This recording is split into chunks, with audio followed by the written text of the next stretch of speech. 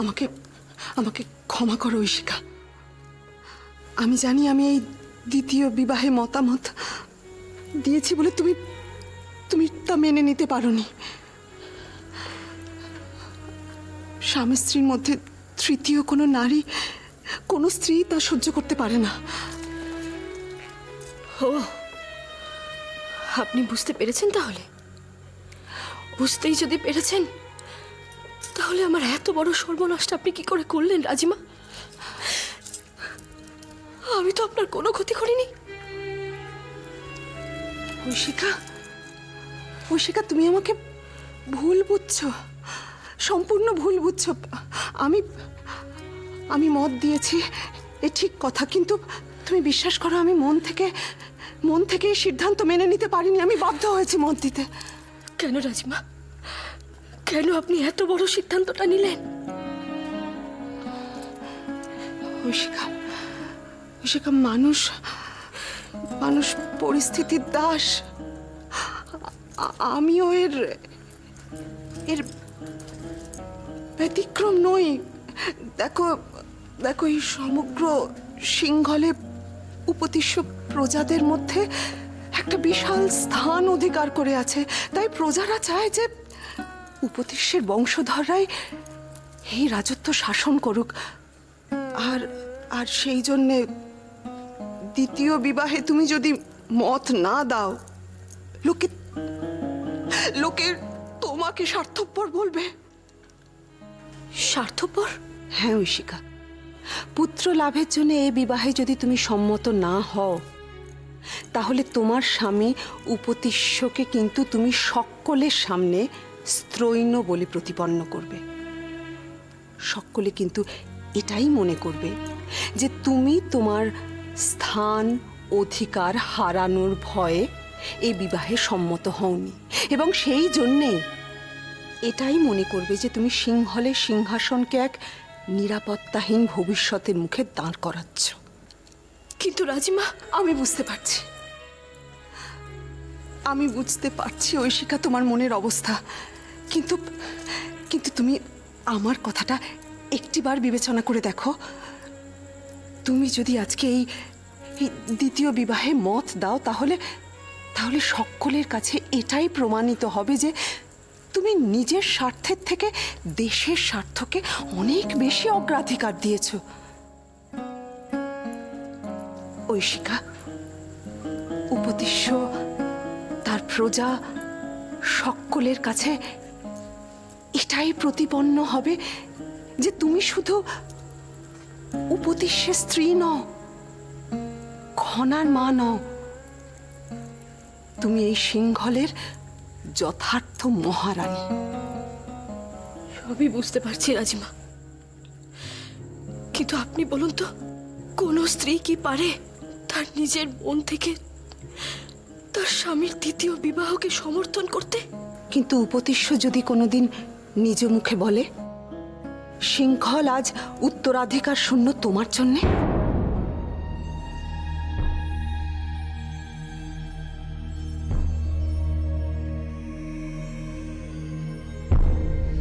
দিদি, আপনি আমায় ডেকেছিলেন? হ্যাঁ উপতিষ্য, তোমার সঙ্গে একটা প্রয়োজনীয় বিষয়ে আলোচনা আছে। বলুন। তোমাকে এত বিষণ্ণ দেখাচ্ছে কেন উপতিষ্য? না, সেরকম কিছু নয়, আপনি বলুন। দিদি, হ্যাঁ মহানামা, তোমাকেও প্রয়োজন, তাই ডেকে পাঠিয়েছিলাম। মহানামা, আমি কিন্তু তোমার থেকে অনেক দায়িত্বশীল আচরণ আশা করেছিলাম। অজান্তে যদি আমার কোনো কাজে আপনি দুঃখ পেয়ে থাকেন, তাহলে আমি ক্ষমা প্রার্থী। ক্ষমার কথা নয় মহানামা, তুমি নিশ্চয়ই অবগত আছো যে কাল উপতিষ্য কদম্ব রাজবংশের রাজকন্যার সঙ্গে বিবাহ পূর্বের বাক প্রদানের উদ্দেশ্যে রওনা হচ্ছেন। তুমি তার যাত্রার কি আয়োজন করেছো? না মানে আমি ছি ছি মহানামা, আমি নিজে অন্তঃপুরের তত্ত্বাবধানে থাকব। কদম্ব রাজবংশ থেকে অসামান্য সব তত্ত্ব এসেছে। সিংহলের সম্মান বাঁচাতে গেলে আমাদেরও সেরকমই কিছু পাঠাতে হবে। যে তরিতে উপতিষ্য যাচ্ছে তা সৈন্য সামন্ত লোক লস্কর দিয়ে এতটাই সুন্দর করে সাজাতে হবে যাতে সিংহলের প্রভাব প্রতিপত্তি কোথাও ক্ষুণ্ণ না হয়। আর হ্যাঁ, মহারাজের পোশাক, রাজ অলংকার এসব কিছুর দায়িত্বে থাকবে তুমি। দেখবে কোথাও যেন কোনো খুঁত না থাকে। আমি সব সামলে নেব, তুমি নিশ্চিন্তে থেকো। এই মানসিক অবস্থাটা আমি বুঝতে পারছি। আমি বৌরানীকে খুব শ্রদ্ধা করি মহারাজ, খুব ভালোবাসি, কিন্তু সিংহলের স্বার্থে মন্ত্রিমণ্ডলের এই সিদ্ধান্ত, এখানে আমাদের কারোর কিচ্ছু করার নেই।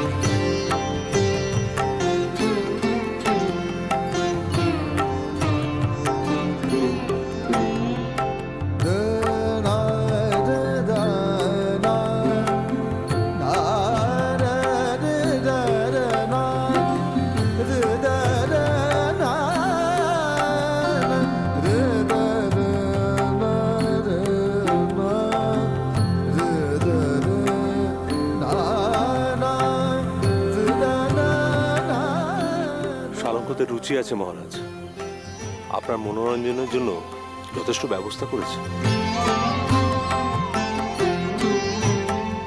কিছুতেই বুঝতে পারছি না বরাহদেব এত নিশ্চিত কিভাবে হচ্ছেন। সত্যি কি তার গণনা নির্ভুল? মহারাজ, এমন সুন্দরীর আহ্বান কি উপেক্ষা করা উচিত? কখন সঠিক সংবাদটা পাবো কে জানে। এই প্রতীক্ষা অসহ্য।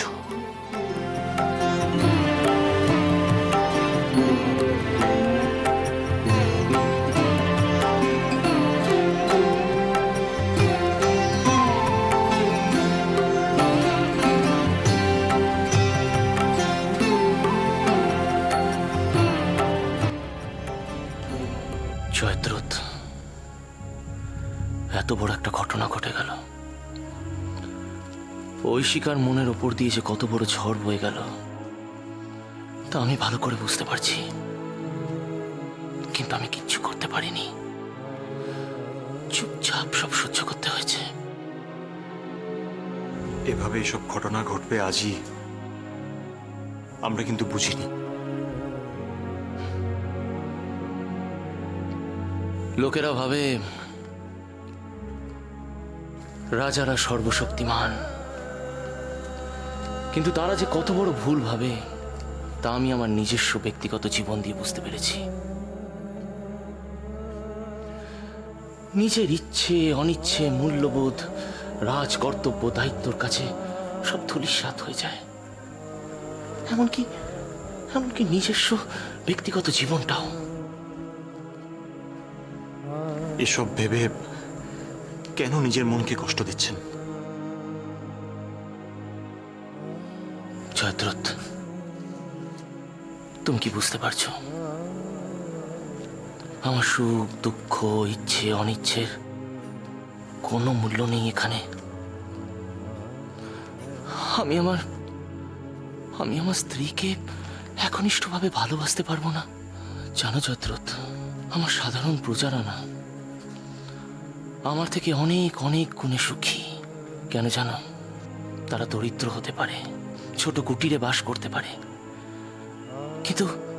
কিন্তু তাদের পরিবারের জন্য তাদের দায়িত্ব কর্তব্য তারা পালন করতে পারছে। আমি তা পারিনি। আমি এত বড় রাজপ্রাসাদের অধীশ্বর, সিংহলের রাজা, কিন্তু কাঙালের মতো নিঃস্ব। আমার রাজ দায়িত্ব কর্তব্য আমার জীবন থেকে সর্বস্ব ছিনিয়ে নিয়েছে, সর্বস্ব।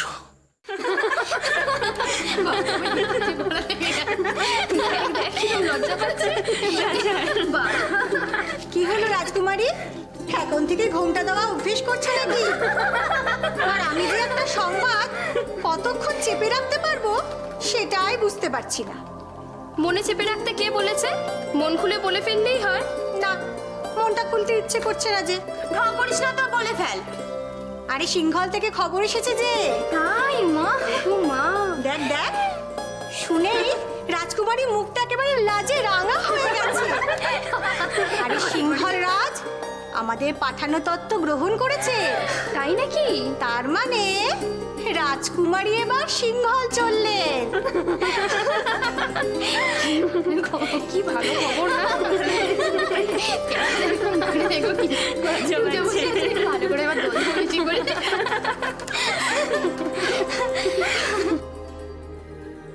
কোনো খবর পাচ্ছি না। বরাহদেবেরও গণনা সঠিক না বেঠিক।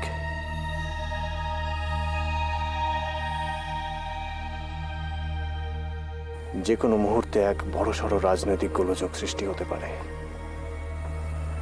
যদি বকাটক, শক, কদম্ব এই তিন রাজবংশ এক হয়ে যায় তবে গুপ্ত সাম্রাজ্যে অশান্তি সৃষ্টি হবে।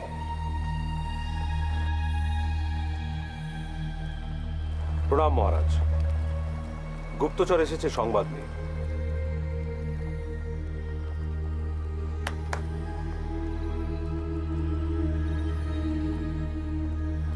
মহারাজ চন্দ্রগুপ্ত বিক্রমাদিত্যের জয় হোক। কি সংবাদ? মহারাজ, কদম্ব রাজবংশের রাজকুমারীর সঙ্গে সিংহলের মহারাজের বিবাহের দিন স্থির হয়েছে। খুবই শীঘ্রই তাদের বাকপ্রদান অনুষ্ঠান সম্পন্ন হবে। তাই এরই মধ্যে সিংহলরাজ সেখানে যাবেন। কথাটা যদি সত্যি হয় তাহলে আপনি তার জন্য প্রভূত উপহার পাবেন। আর যদি ভুল হয় তাহলে আপনার দেহ থেকে মুন্ডু আমি বিচ্ছিন্ন করে দেব।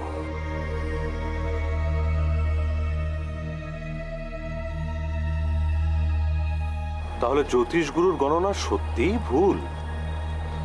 বরাহদেবকে ডেকে পাঠান।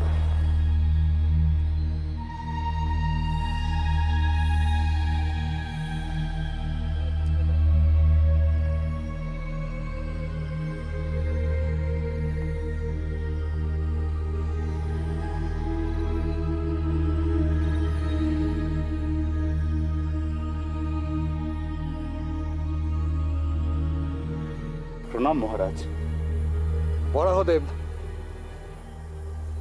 আপনার এই মাত্রাতিরিক্ত আত্মবিশ্বাসের কারণটা ঠিক কি বলুন তো? অর্থাৎ আপনি যে আমার নবরত্ন সভায় যে সম্মান পেয়েছিলেন তার ফলস্বরূপই কি আপনার এই অদ্ভুত আত্মবিশ্বাস? আমি আমার কর্মক্ষমতায় নবরত্ন সভায় অংশগ্রহণ করতে পেরেছি মহারাজ। তা না হলে আপনি আমাকে সেখানে স্থান দিতেন না। আপনি কি এখনো বলতে চান যে আপনার গণনা নির্ভুল? হ্যাঁ মহারাজ, এক্ষেত্রে আমি নির্ভুল। সিংহলের মহারাজের সঙ্গে কদম্ব রাজকুমারীর বিবাহ হবেই। আমার কাছে এর নিশ্চিত সংবাদ আছে।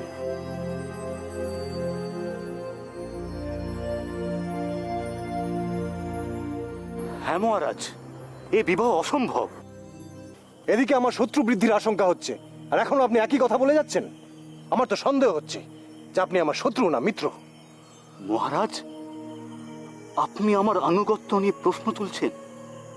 আজ আপনার এই যে শক্তি বৃদ্ধি, এই যে রাজ্য জয়, তার পেছনে আমার কি কোনো ভূমিকা নেই মহারাজ? আজ সামান্য একটা বিষয় নিয়ে। সামান্য বিষয়? আমি আপনাকে আমার বড় কাছের মানুষ বলে ভাবতাম, কিন্তু কিন্তু আমি এটা বলতে বাধ্য হচ্ছি যে আপনি রাজনীতির বিন্দু মাত্র কিছু বোঝেন না। ক্ষমা করবেন মহারাজ, তবে আজ আমিও একটা কথা বলতে বাধ্য হচ্ছি মহারাজ। আমার মনে হচ্ছে আপনার নবরত্ন সভায় আমার প্রয়োজন ফুরিয়ে এসেছে। তাই আপনি কোনো সিদ্ধান্তে পৌঁছবার আগেই আমি নিজে আপনার নবরত্ন সভা থেকে পদত্যাগ করছি। প্রণাম।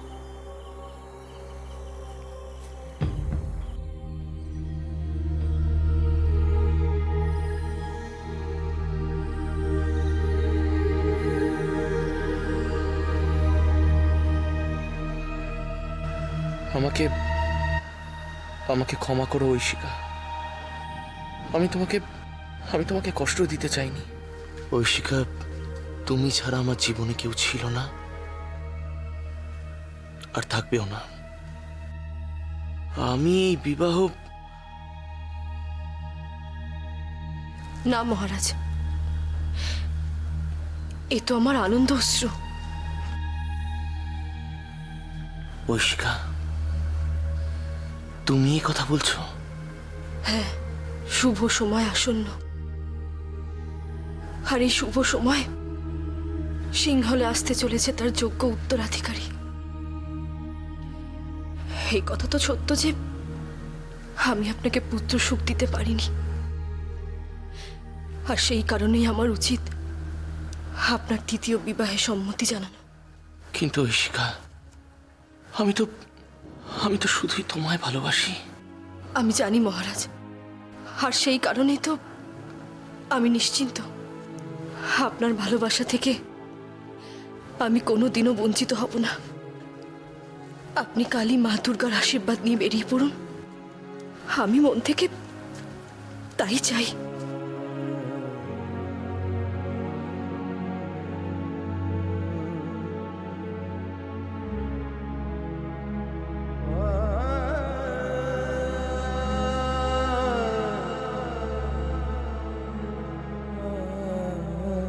আমাকে ক্ষমা করুন মহারাজ, আমি জীবনে প্রথমবার আপনাকে মিথ্যে কথা বললাম। কিন্তু বিশ্বাস করুন, সিংহলের স্বার্থে আপনার দ্বিতীয় বিবাহ মেনে নেওয়া ছাড়া আমার তো আর কোনো উপায় নেই। আমার তো সন্দেহ হচ্ছে যে আপনি আমার শত্রু না মিত্র, কিন্তু আমি এটা বলতে বাধ্য হচ্ছি যে আপনি রাজনীতির বিন্দু মাত্র কিছু বোঝেন না। এই নক্ষত্রের সঙ্গে আমার আত্মার সম্পর্ক। এই নক্ষত্র আমাকে কখনো বিপদগামী করতে পারে না। মহারাজা বিক্রমাদিত্য মানতে না পারলেও আমি তো অনুসন্ধান করতে পারছি। আমার গণনা নির্ভুল। একদিন এই নক্ষত্রদের জন্যই আমার নবরত্ন সভায় স্থান হয়েছিল। আজ এদের জন্যই আমি নবরত্ন সভা থেকে পদত্যাগ করলাম। চন্দ্রর নক্ষত্র যদি আমার সঙ্গে থাকে, আমি নিশ্চিত আমি আমার মর্যাদা আবার ফিরে পাব। এতদিন নিজের জ্ঞান বুদ্ধি দিয়ে বিশ্লেষণ করে এসেছি, তবে আজ এত অপমান কেন সহ্য করতে হলো?